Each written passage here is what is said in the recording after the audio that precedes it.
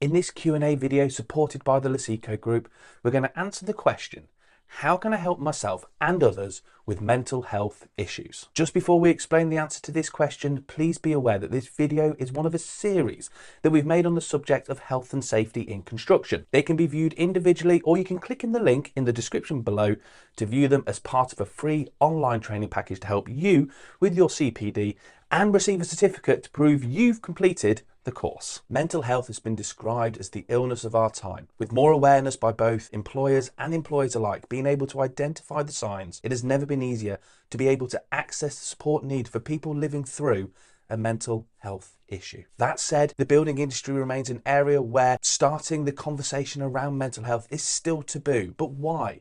And what can we do? In this video, we will look at how we can identify the signs of declining mental health, anxiety and depression in our friends, colleagues and ourselves, the tools available to support us through a mental health crisis, and how we can break the taboo about talking about mental health. In the UK, 2 people working in the construction sector commit suicide every working day. This is, as I'm sure you will agree, a shocking statistic. But this is not the only outcome of someone suffering with mental health issues. Working in the building industry comes with all sorts of pressures for anyone working at all levels.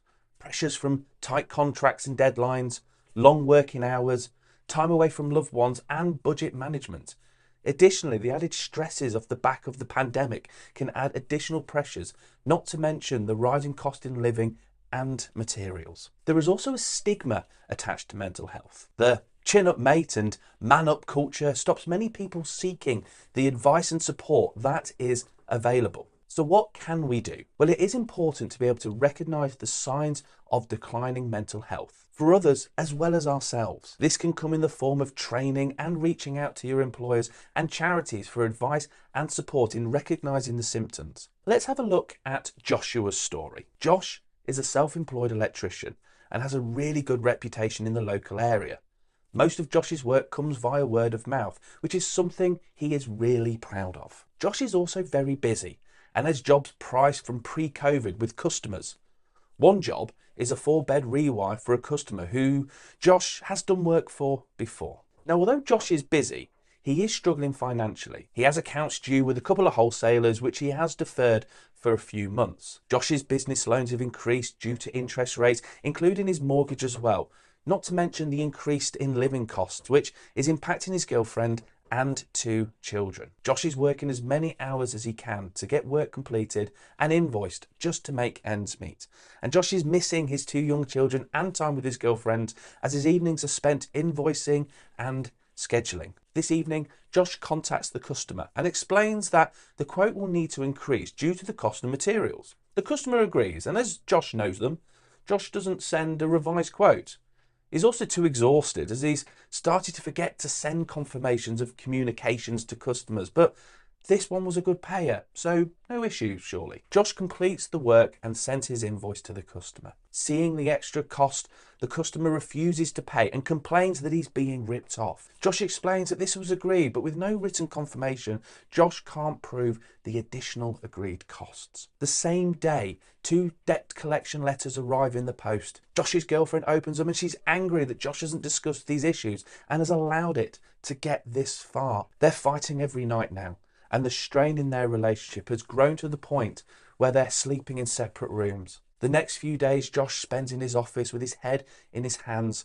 Financial pressures are mounting. The phone rings 20 times a day from a withheld number, and all of Josh's wholesale accounts have now been closed. It's hopeless.